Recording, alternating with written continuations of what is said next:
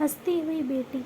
माँ, दोनों दीदियों का आना कंफर्म हो गया। मेरी दोनों दीदियों से बात हो गई, वे इस बार रक्षाबंधन पर आ रही है।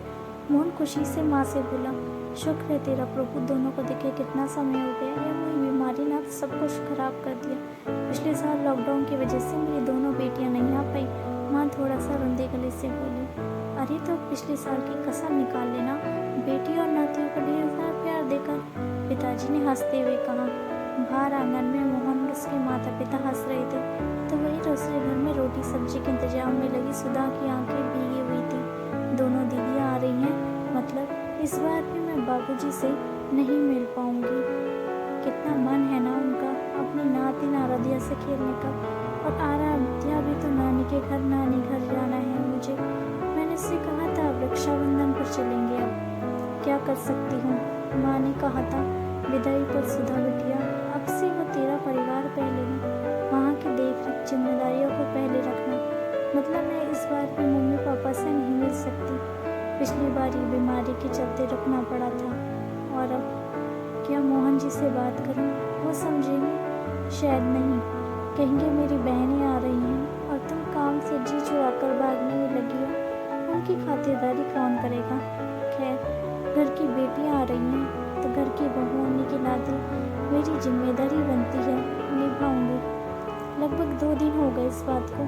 सुधा भरसक कोशिश कर रही थी कि वह चेहरे पर शिकन लेके आए, मगर मायके ना जाने का दुख एक बेटी के चेहरे पर आ रहा था। आज भी वह रसोई घर में खाना बनाने में लगी थी। उसके कानों में सासू माँ की आवाज पड़ी, क्यों रे मोहन, क्या तेरी कुछ कहा सुनी हुई है सुधा के साथ? नहीं तो माँ, मगर ऐसा क्यों पूछ रही हो? मोहन बोला, दिखाई देता है मुझे मेरी बेटी का मुरझाया चेहरा, जरूर तूने कुछ कहा होगा, वरना सुधा हंसते हुए सारे काम निपटाने में लगी रहती थी। मगर आजकल उसके चेहरे पर कुछ अजीब सी उदासी दिखाई दे रही है। सच बता, अगर मुझे पता चला तो बहुत बुरा होगा। माँ, कैसी बातें करती हो? मैंने सुधा से कुछ भी नहीं कहा। वो हर काम इतना अच्छे से करती है कि मुझे अपनी पत्नी से लड़ाई करने का मौका ही नहीं मिलता, कहकर मोहन हंसने लगा। तो फिर आपने? माँ ने पिताजी की ओर देखकर पूछा। कौन, मैं? अरे भाई, मैं अपनी प्यारी सी बिटिया को क्यों कुछ कहूँगा? वो मुझे अपने पिता जैसा प्यार और सम्मान देती है। वैसे मैंने अक्सर यही सुना है कि। क्या सुना है? माँ गुस्साए बोली, यही कि झगड़ा सास बहू को होता है। क्या पता तुमने ही क्या कहा आपने? अरे भाई, मैं तो मजाक कर रहा था। पिताजी हंसने लगे। वैसे मैं उससे क्यों लड़ूं भला? वो बड़ी प्यारी बच्ची है। सच कहूँ, उसके आने के बाद मुझे लक्ष्मी रानी की कमी महसूस ही नहीं होती। बिल्कुल बेटियों जैसी रहती है वो। सुधा, सुधा, बाहर आओ। तो जी माँ आई। रसोई घर में सब कुछ सुन रही सुधा भीगी पलकों को साफ करते हुए बाहर हंसते हुए आई। जी माँ, बुलाया आपने? यहाँ बैठ। माँ कहती भी है या मानती भी है। मुझसे कोई गलती हो गई माँ? सुधा बोली, हाँ। ये क्या हाल बना रखा है? सच बता, किसने तुझे कुछ कहा है? अगर मोहन ने तो मत बोल, मैं तेरी माँ जिंदा हूँ, बोल। नहीं माँ, बस आपको पता नहीं क्यों लगा, इन्होंने कुछ नहीं कहा। अच्छा तो ये चेहरा क्यों लटका है? बोल। अरे लड़कियां तो झूमती हैं मायके जाने के नाम पर से, और तू है कि रक्षाबंधन सिर पर है और मेरी बेटी मुंह लटकाए है। ना नहीं तो मम्मी जी। सुधा बोली, क्या हुआ? मम्मी पापा के यहाँ नहीं जाना? तुम अपने भाई को राखी नहीं बांधोगी? और माँ, दोनों दीदियाँ आ रही हैं तो मैं कैसे? पगली, उसके आने से तेरे मायके ना जाने का क्या संबंध?